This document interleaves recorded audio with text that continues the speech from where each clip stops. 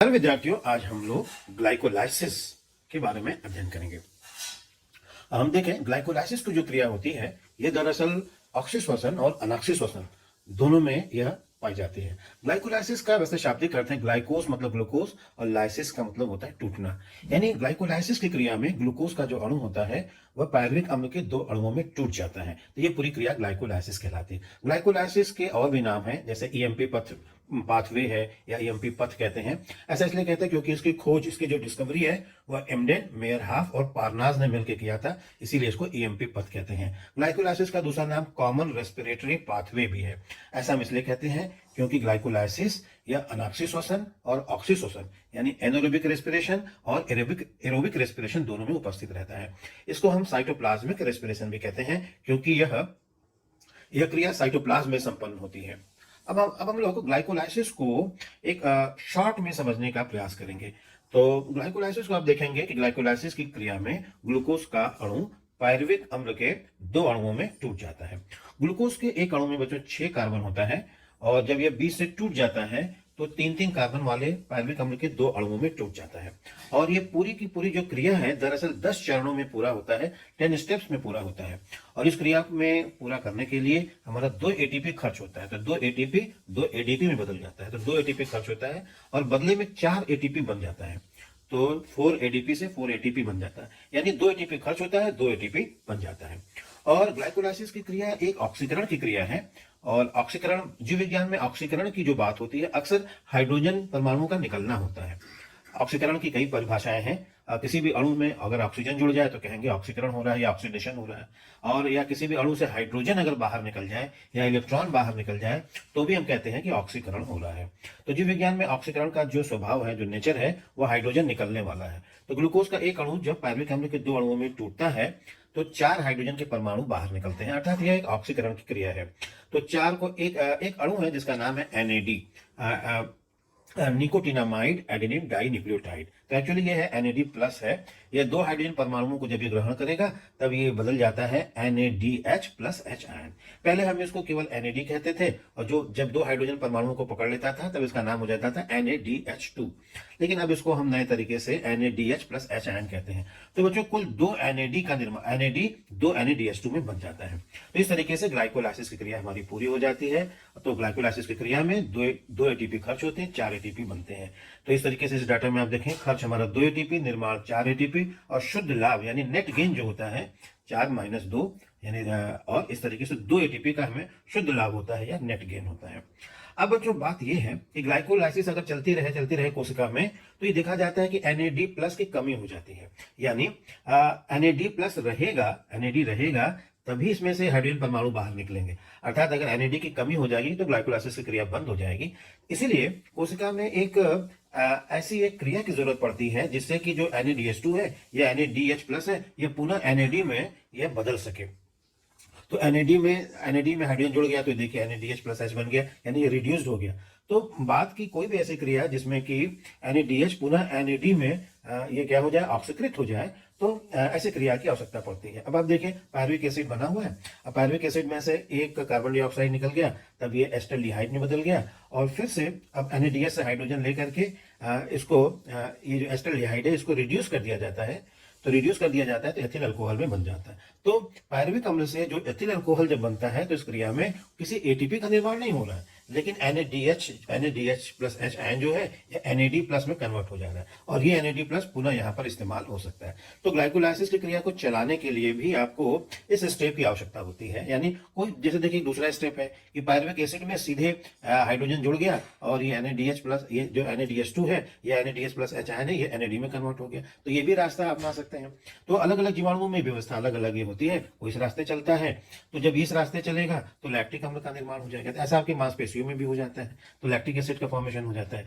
तो इस तरीके से इस क्रिया में भी किसी एटीपी का निर्माण नहीं हुआ, लेकिन बस इसका काम यह है कि NADH2 जो है NAD में पुनः कन्वर्ट हो जाए। तो इस तरीके से अब आप देखें जब ये पायरुविक एसिड एथिल अल्कोहल बनाता है तो ये यहां से यहां तक एक श्वसन हो गया जिसको हम कहते हैं अनाक्सी श्वसन या एनारोबिक रेस्पिरेशन हुआ। अगर हम क्रिया को केवल पायरुविक एसिड तक ही लेते हैं तो कहलाता है ग्लाइकोलाइसिस। और फिर इसके आगे जब ये क्रिया हो जाती है एथिल अल्कोहल बन जाता है, पायरुविक एसिड से एथिल अल्कोहल बन जाता है, तो हम इसको कहते हैं एनारोबिक रेस्पिरेशन हुआ या अनाक्सी श्वसन हुआ।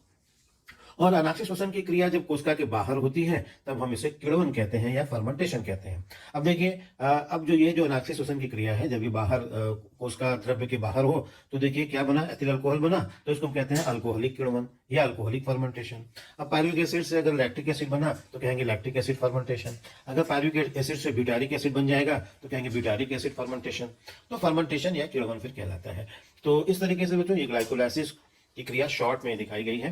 अब देखिए जब ऑक्सीश्वसन होता है तब ये जो NADH2 जो बना है यहाँ पे, 2 NADH2 बनता है ना ग्लाइकोलाइसिस में, ये 2 NADH2 फिर अगर ये ऑक्सीश्वसन है या एरोबिक रेस्पिरेशन है तब ये एक NADH2 से 3 या 2 ATP का निर्माण होता है। चलिए हम लोग अगले चरण में देखें कि अब इसमें आप देख सकते हैं इस चित्र में कि देखिए ग्लूकोज ये सेल मेम्ब्रेन से अंदर आ गया, उसके बाद ग्लूकोज 6 फॉस्फेट में बदला, फिर या फ्रक्टोज 6 फॉस्फेट में बदला, यानी कुल 10 चरण है ग्लाइकोलाइसिस के। अब ग्लूकोज 1,6 डाइफॉस्फेट बना, फिर ये 2 भागों में टूट गया, DHAP बना, फिर 3PGA बना। इस तरीके से ये बन करके आगे बढ़ता है और फिर एक क्रिया में NADH प्लस H बनाता है, यानी पायरुविक एसिड बन गया। पायरुविक एसिड को हम पायरुवेट भी कह सकते हैं, क्योंकि एसिड है, हाइड्रोजन आयन निकल जाएगा तो जो नेगेटिव पार्ट बचेगा उसको हम पायरुवेट कहते हैं।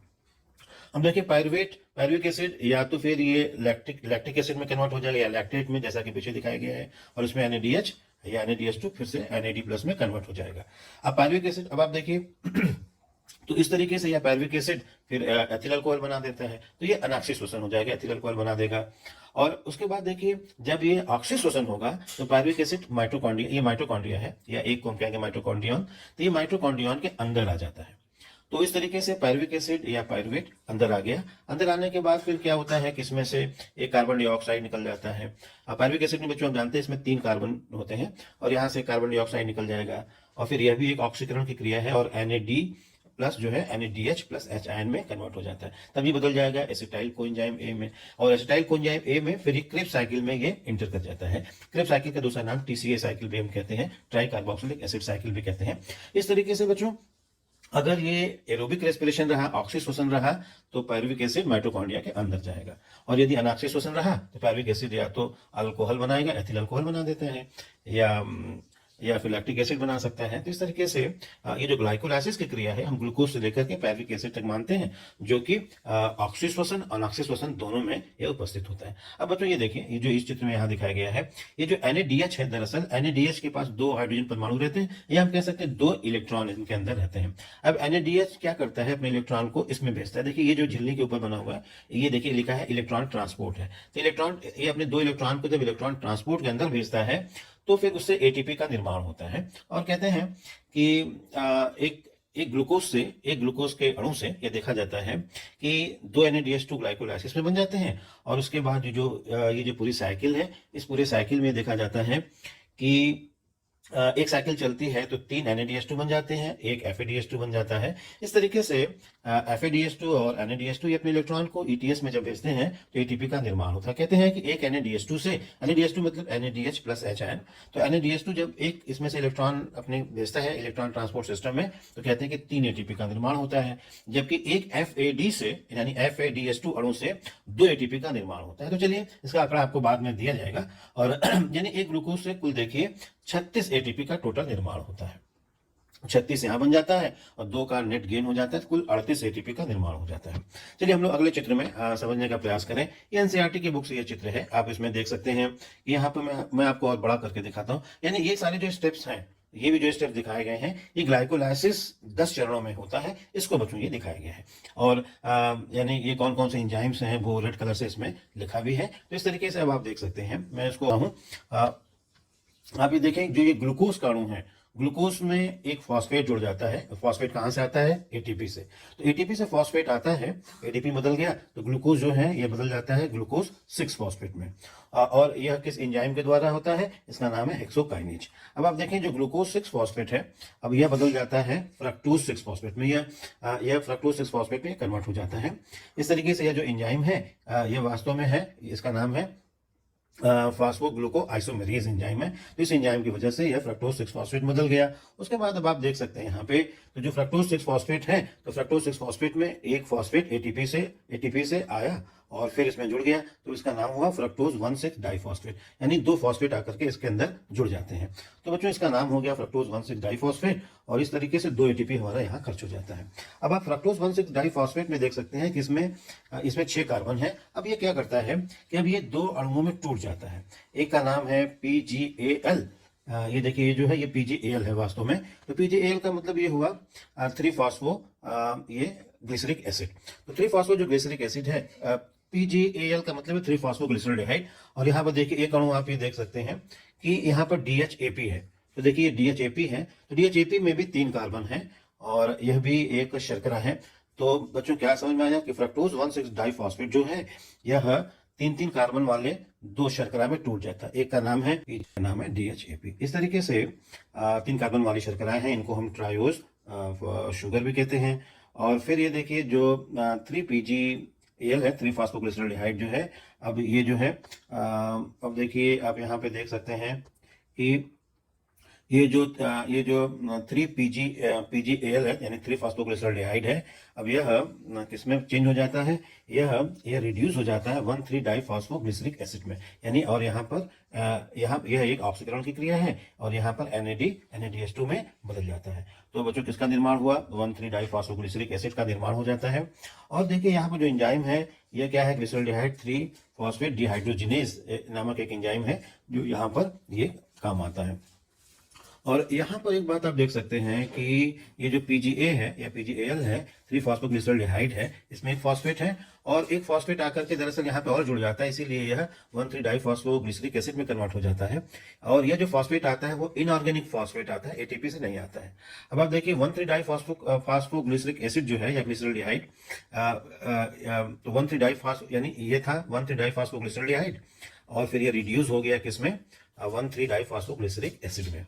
अब 1,3 डाइफॉस्फोग्लिसरिक एसिड अब ये बदल गया 3 फॉस्फोग्लिसरिक एसिड, यानी एक इसका फॉस्फेट निकल गया और फिर एक ATP में कन्वर्ट हो गया। तो एक ATP का निर्माण यहाँ पर हो जाता है, या आप यहाँ 2 ATP कह सकते हैं क्योंकि जो दूसरा अणु DHAP का है या इसमें बदल करके जब यहाँ आएगा तो 2 ATP ओवरऑल बन जाएंगे। तो 3 फॉस्फो जो ग्लिसरिक एसिड है अब यह कन्वर्ट हो जाता है 2 फॉस्फोग्लिसरिक एसिड में और यहाँ एंजाइम है फॉस्फोग्लूकोम्यूटेज नामक यहाँ पर एक एंजाइम है। अब आप यहाँ पर देख सकते हैं कि 2 फॉस्फोग्लिसरिक एसिड में से एक वाटर मॉलिक्यूल जुड़ जाता है, यहाँ पे एंजाइम का नाम है इनोलेज। अब ये बदल जाता है 2 फॉस्फोइनॉल पायरुवेट या उसको हम PEP कहते हैं, इसके 2 अणु बन जाएंगे।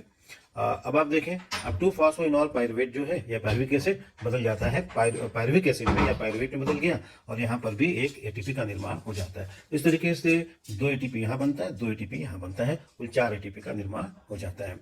अब आप इस चित्र में देखें जो कि ये NCERT में ये है, तो आप यहाँ पे भी देख सकते हैं कि जो यहाँ पे देखिए जो ग्लूकोज है ये बदल जाता है ग्लूकोज 6 फॉस्फेट में, एक ATP यहाँ खर्च हो गया हमारा। अब ग्लूकोज 6 फॉस्फेट बदला फ्रक्टोज 6 फॉस्फेट में, यह चेंज हो गया और फ्रक्टोज 6 फॉस्फेट बदला फ्रक्टोज 1,6 डाइफॉस्फेट में, यहाँ पर भी एक ATP हमारा खर्च हुआ।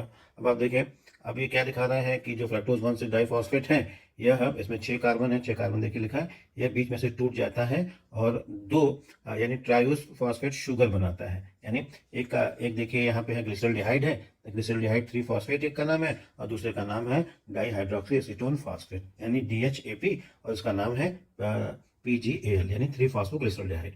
तो बच्चों फ्रक्टोज 1,6 डाइफॉस्फेट 2 अणुओं में टूट जाता है 3 कार्बन वाले शर्कराओं में, दोनों एक दूसरे में बदल सकते हैं। तो इसीलिए एक स्टेप में ये दिखाया गया कि आगे क्रिया ऐसे होती है ना, एक अणु है लेकिन जब ये वाला इसमें बदल जाएगा तो 2 अणु में ये हो जाएगा। तो इस तरीके से 2 अणु आगे बढ़ता जाएगा। तो पहला स्टेप में क्या है देखिए ग्लिसरॉल्डिहाइड 3 फॉस्फेट है, ये किसमें बदल गया 1,3 डाइफॉस्फोग्लिसरिक एसिड में कन्वर्ट हो जाता है और यहाँ पर एक ऑक्सीकरण की क्रिया है, NAD किसमें बदल गया NADH+H में बदल गया। अब आप देख सकते हैं बच्चों यहाँ पर एक फॉस्फेट है लेकिन एक फॉस्फेट और जुड़ गया 1,3 डाइफॉस्फोग्लिसरिक एसिड में कन्वर्ट हो गया। तो एक फॉस्फेट और कहाँ से आ गया, तो यहाँ पर इनऑर्गेनिक फॉस्फेट होता है वो आकर के इसमें जुड़ जाता है। अब आप देखें कि जो 1,3 डाइफॉस्फोग्लिसरिक एसिड है, आप जो देख सकते हैं कि 1,3 डाइफॉस्फोग्लिसरिक एसिड है, अब ये देख सकते हैं कि ये किसमें कन्वर्ट हुआ, ये बदला 3 फॉस्फोग्लिसरिक एसिड में। तो 3 फॉस्फोग्लिसरिक अम्ल में जब ये बदला तो एक फॉस्फेट इसका निकल गया और ATP फिर किसमें बदल गया ATP में बदल गया। तो यहाँ पर एक दिख रहा है लेकिन अगर ये वाला भी अणु इसमें बदलेगा फिर जब ये आएगा तो इस तरीके से 2 ATP यहाँ पे बन जाएगा और 3 फॉस्फोग्लिसरिक एसिड अब ये बदला 2 फॉस्फोग्लिसरिक एसिड में कन्वर्ट हो जाता है और उसके बाद देखिए ये जो 2 फॉस्फोग्लिसरिक एसिड है अभी बदला किसमें किसमें चेंज हो रहा है, 2 फॉस्फोइनॉल पायरुवेट में बदल जाता है। इसके यानी फॉस्फोइनॉल पायरुवेट में बदल जाता है। ये देखिए 2 गुणे दिखा रहा है, इसका मतलब 2 अणु है, तब 2 अणु को दिखा रहा है। यानी जो फॉस्फोग्लिसरिक एसिड बदल गया किसमें, फॉस्फोइनॉल पायरुवेट में बदल गया, या फॉस्फोइनॉल पायरुविक एसिड में बदल गया। अभी फॉस्फोइनॉल पायरुविक एसिड में जो बदला है अभी बदल जाएगा पायरुविक एसिड में, और इसका जो एक एटीपी है ये जो फॉस्फेट निकल करके आएगा और एडीपी से फिर एटीपी बन गया। इस तरीके से कि यहाँ एक एटीपी यहाँ दिख रहा है, दरअसल 2 एटीपी बना, और 2 एटीपी यहाँ बना, तो कुल 4 एटीपी का बच्चों निर्माण होता है। तो इस तरीके से आप देखें कि 2 एटीपी हमारा यहाँ खर्च हो रहा है, और 2 यहाँ बनेगा, और 2 यहाँ, कुल 4 एटीपी का निर्माण होता है। तो इस तरीके से बच्चों ये ग्लाइकोलाइसिस की पूरी क्रिया है, आप इसको समझ सकते हैं। और इस तरीके से ग्लाइकोलाइसिस में बच्चों अगर हम लोग देखें तो ग्लाइकोलाइसिस का पूरा रिजल्ट क्या है कि एटीपी का नेट गेन 2 एटीपी का है, यानी 2 खर्च होते हैं एटीपी, 4 एटीपी बनते हैं, शुद्ध लाभ 2 एटीपी का है, और 2 NADH2 भी बनता है। अब 2 NADH2 अगर अनाक्षी श्वसन है तो फिर इससे एटीपी नहीं बनेगा, लेकिन अगर ऑक्सी श्वसन है तो 2 NADH2 से कुल 6 एटीपी बन जाएंगे। इस तरीके से अगर अनाक्षी श्वसन के ग्लाइकोलाइसिस में कुल 8 एटीपी का, ग्लूकोज के अणु से कुल 8 एटीपी का निर्माण होता है, जबकि अनाक्षी श्वसन में की ग्लाइकोलाइसिस से केवल 2 एटीपी का शुद्ध लाभ होता है। Thank you. आप इस वीडियो को सब्सक्राइब कर दीजिए, लाइक कर दीजिए, और ये बेल बटन को प्रेस कर दीजिए। ऐसा करेंगे तो आपको नया वीडियो की सूचना अपलोड होते ही तुरंत मिल जाएगी। Thank you.